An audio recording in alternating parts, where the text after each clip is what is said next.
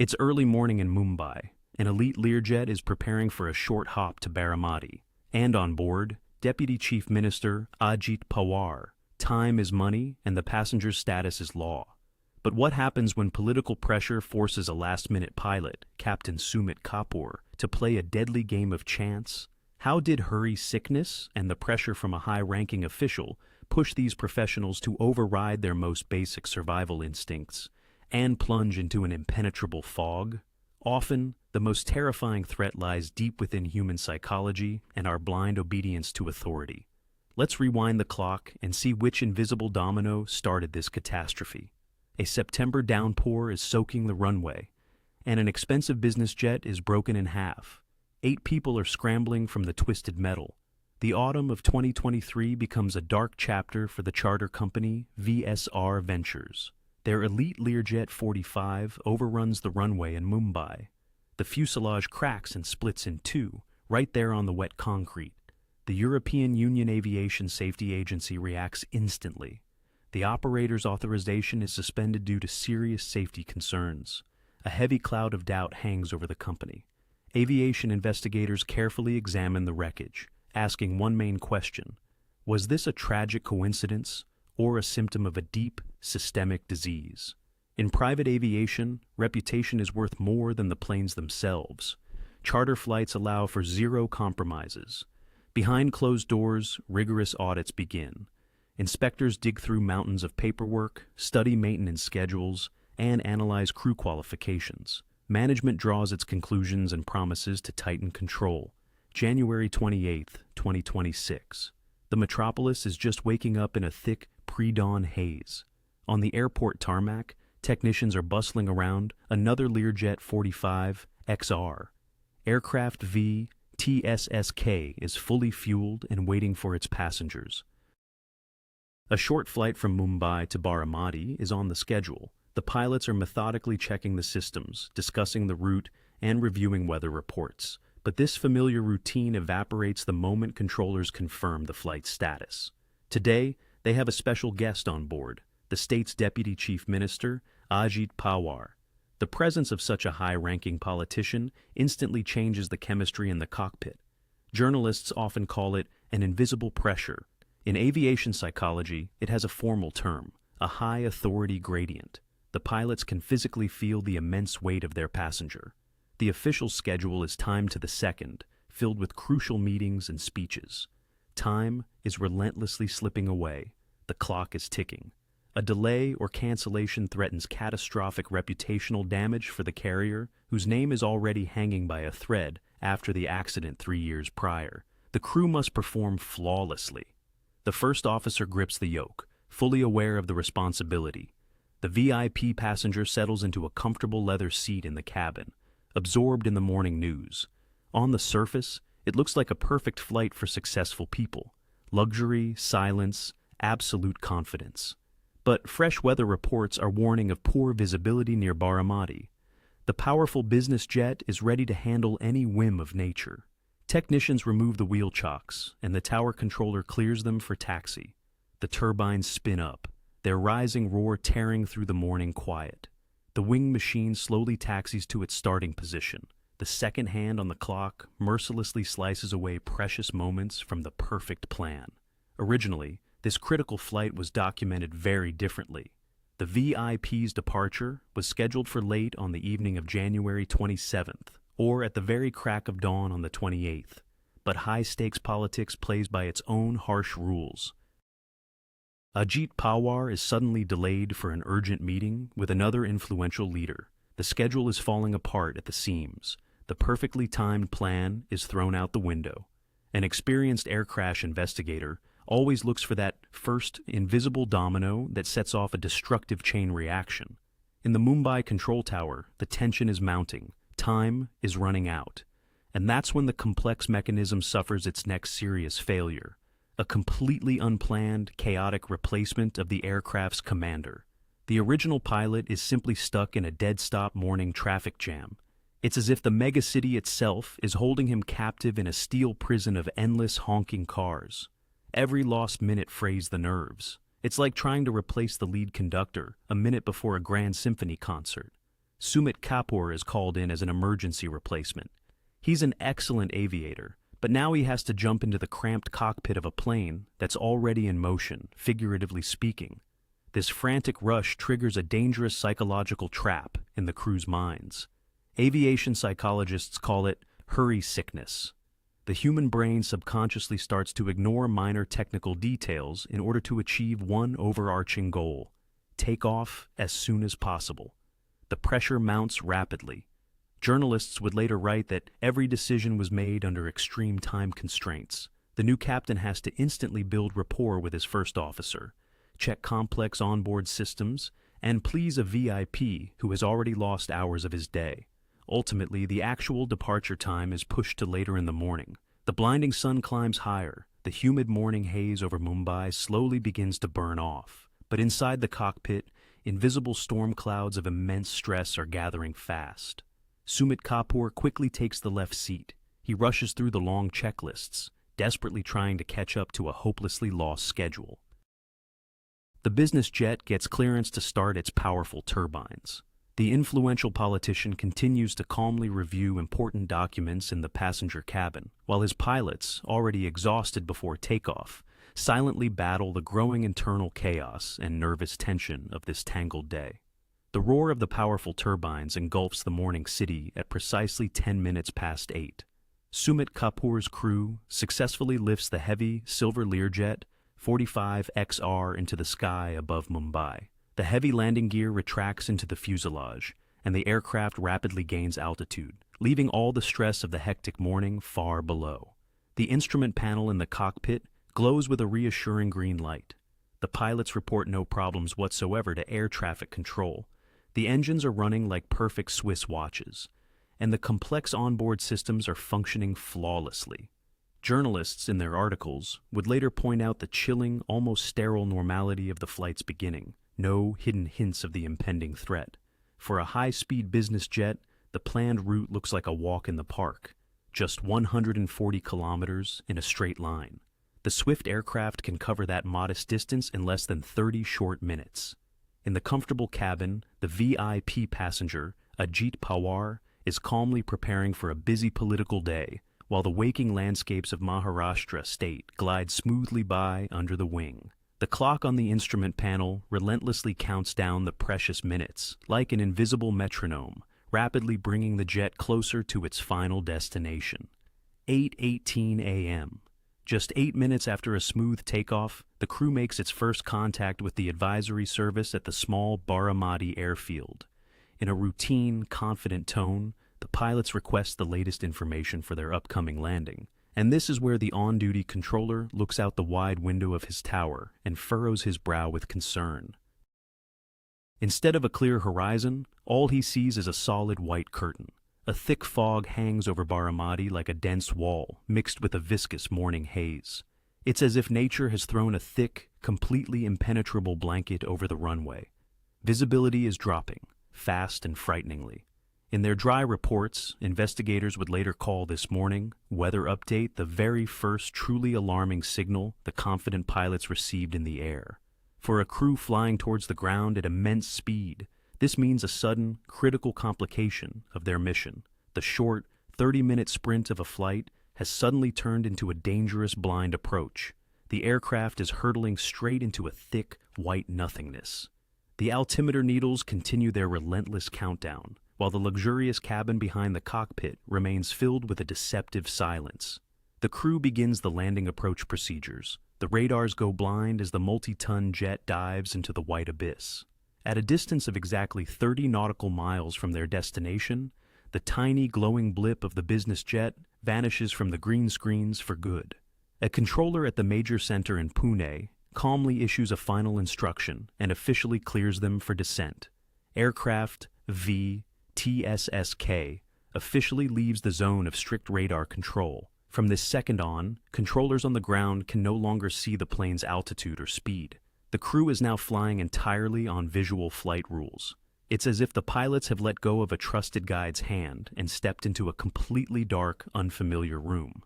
Investigators highlight this moment in their reports with a red marker. The Baramati airfield is a classic example of uncontrolled airspace. a true backwater in the demanding world of private aviation. It doesn't even have its own certified weather station to provide precise data on fog density. The pilots only receive an approximate advisory weather report. But the most alarming fact lies below, on the runway itself. The concrete strip is completely unequipped with an instrument landing system, also known as ILS. The crew is flying without that invisible electronic lifeline, the one that can guide a multi-ton jet safely to the edge of the runway, right through the thickest fog. This lack of precision guidance is their first and most brutal handicap. The needles on the altimeter are rapidly unwinding. The ground is rushing up to meet them at dozens of feet per second. Sumit Kapoor and his co-pilot can now rely on one thing and one thing only: their own eyes. They strain to see through the murky, impenetrable milk-like fog beyond the windshield, trying to catch even the faintest outline of trees, roads, or hangars. The cramped cockpit falls into a tense silence, broken only by the dry, short reports of their current altitude. Their hands grip the yokes tightly. In the luxurious cabin behind them, no one has any idea of the colossal strain up front. They are just a few hundred feet from the ground. Searching for visual cues in these conditions is like trying to spot the rocky bottom of a deep lake through murky water. Every second of this blind descent eats away at the crew's precious time to make the right call. The jet engine continues its monotonous hum, pushing the steel bird through the veil of fog. The plane descends smoothly along its calculated flight path, approaching the earth hidden in the morning haze. The crew continues to follow standard approach procedures, desperately hoping to see the life-saving runway lights or the asphalt of the landing strip in time. The blinding rays of the sun turn the windshield into an impenetrable, glowing wall. It's 8:35 in the morning. The Learjet 45XR begins its first approach. Air crash investigators know this treacherous optical illusion all too well. The crew is aiming the multi-ton machine for runway number 11. The numbers on the chart indicate a strict eastward orientation, straight into the low, aggressive morning sun. Here, nature has set a deadly trap for the pilots. The thick haze over Baramati mixes with the direct sunlight. The physics are unforgiving. Light refracts countless times through millions of microscopic water droplets, creating the effect of a solid white curtain. Imagine you're driving a car at high speed, and suddenly someone throws a thick hood over your head. The business jet's cockpit is plunged into a surreal, blinding glare. The altimeter needles drop rapidly. The ground is terrifyingly close, but it's completely invisible. The journalists would later call these seconds a flight in a glass of milk.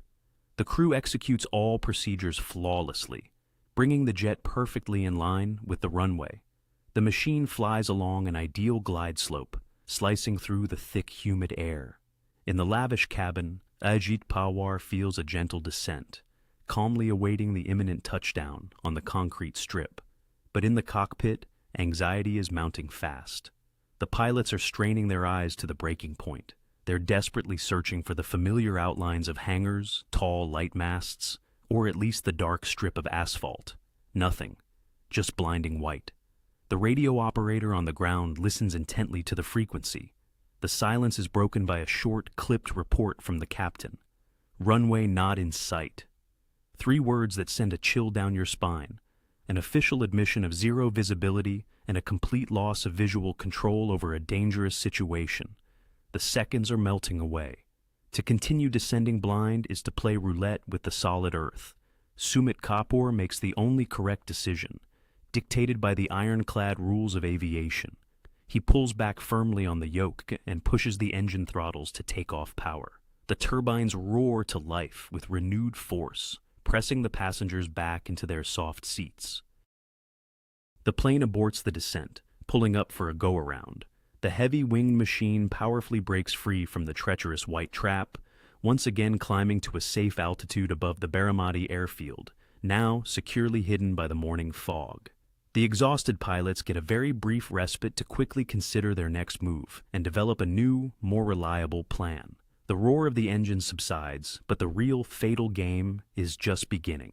After that life-saving, powerful climb into the clear sky, the crew, for some reason, doesn't divert to an alternate airport. Captain Sumit Kapoor stubbornly, almost manically, sets up for another approach. Ground radar paints an impartial and frightening picture. The elegant business jet banks into a very complex, prolonged turn. In the dry professional slang of aviators, this is called a teardrop maneuver. The main problem is that the heavy business jet is performing this sharp turn at a critically low altitude. The altimeter needles tremble nervously. Flying visually in a fog as thick as cotton, directly into the blinding morning sun, it's a 100% perfect recipe for disaster. In these extreme conditions, the human vestibular system basically goes haywire. The experienced pilots are now facing their most insidious and completely invisible enemy. Severe spatial disorientation begins to set in. Investigators know this terrifying physical state well. It's when your own brain is screaming at you that you're flying straight and level, but the aircraft is actually banking steeply toward the hard ground. The pilot stops trusting the instruments and starts believing their deceptive senses.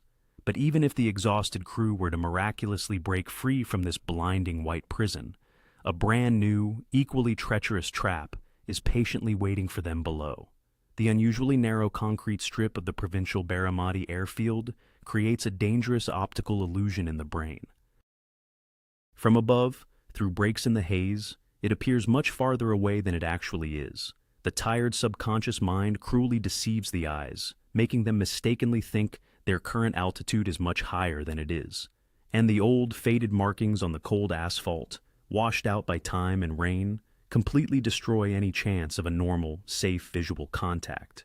The faint paint blends in completely and irreversibly with the gray concrete, turning a precision approach into a fatal guessing game. So, why are these cool-headed professionals persistently flying into this obvious mousetrap? Aviation experts and psychologists would later unanimously call this the main invisible factor in the coming tragedy. On board, sitting in a plush seat, is Ajit Pawar.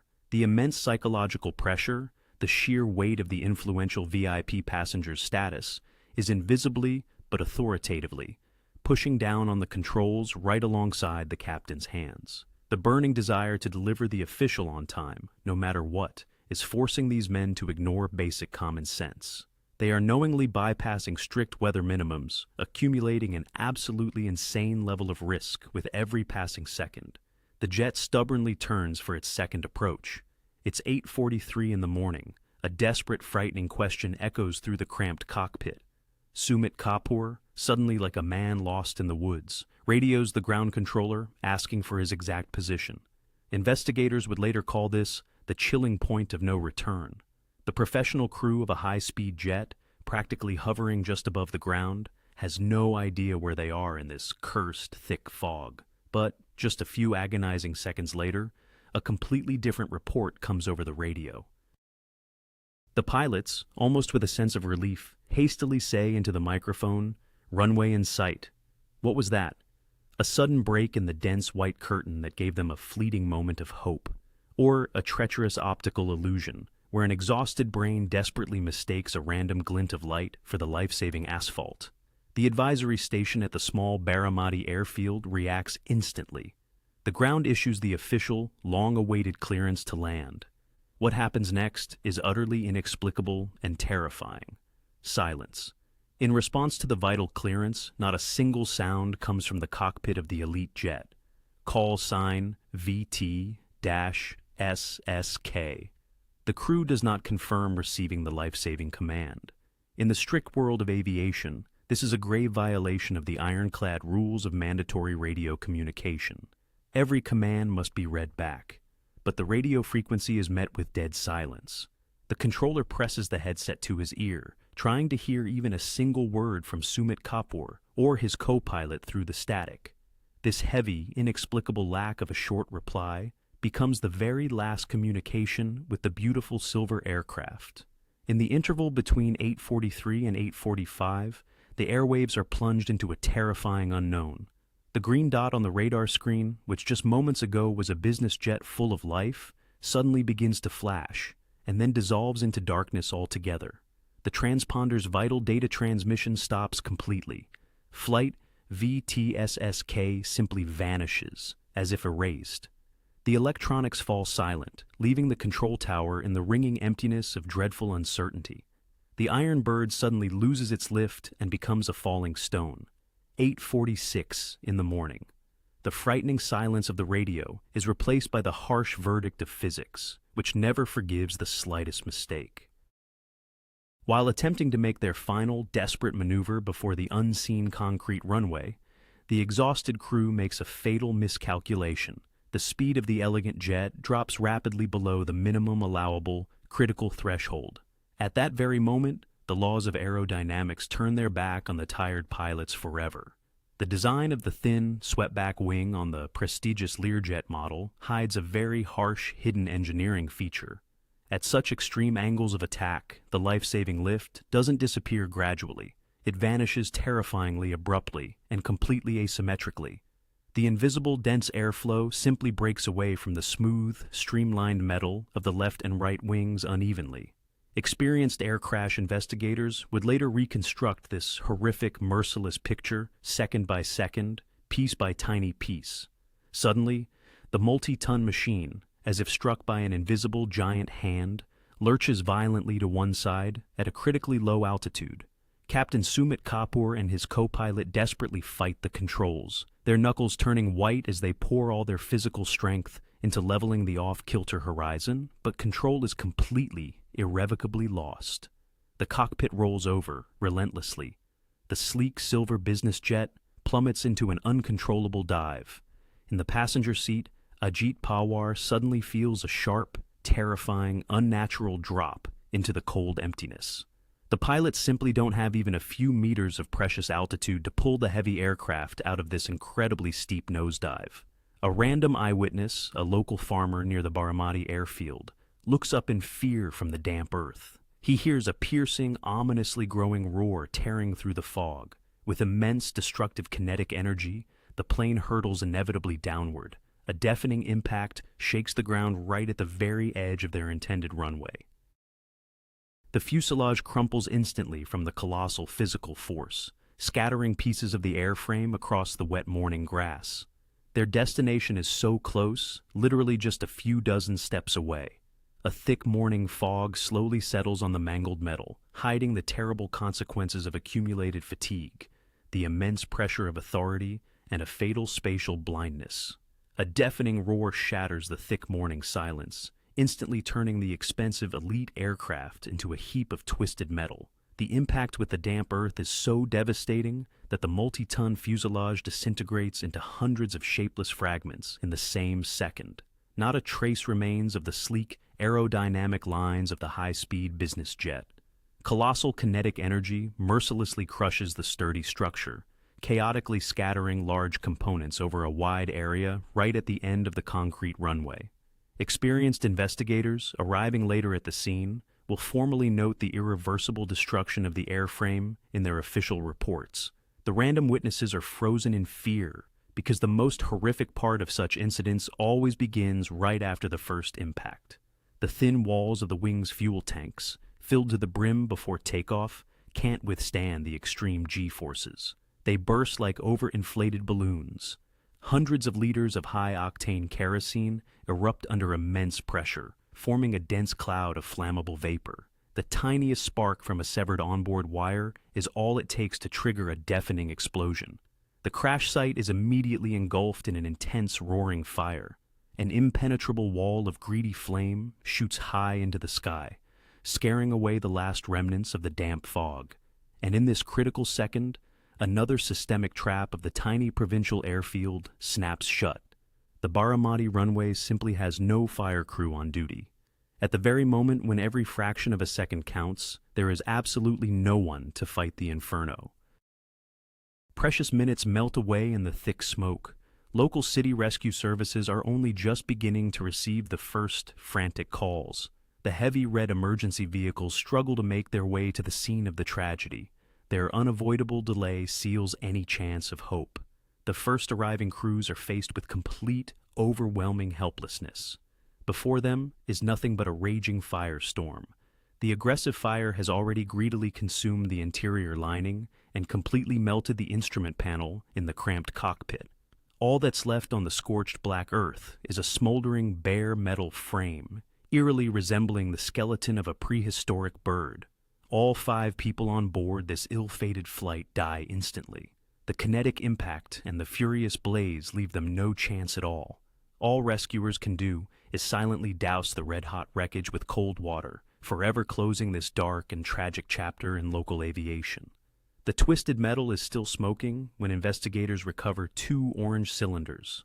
On January 30th, the main, impartial witnesses to the catastrophe, the flight recorders, are safely sent to a lab for analysis. Meanwhile, journalists are desperately fanning the flames of panic. Newspaper headlines scream about a hidden factor, some mysterious external force acting on the aircraft.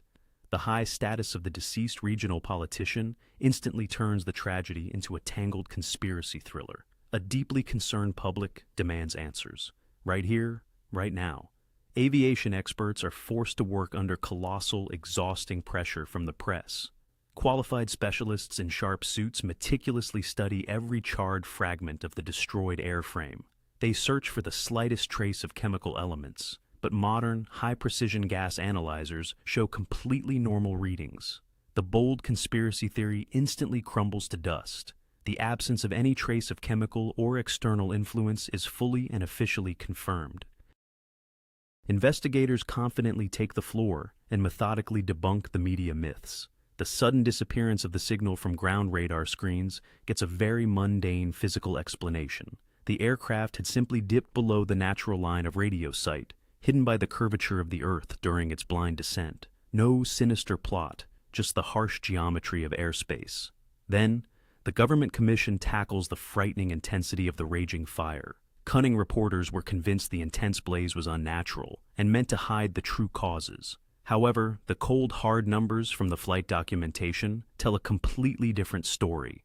The fuel tanks had been filled to the brim with jet fuel, precisely calculated for the mandatory return flight to Mumbai. It was this completely standard fuel reserve that turned the crash site into a giant bonfire upon the devastating impact. All of these loud, tabloid theories from the journalists are finally discarded as completely useless.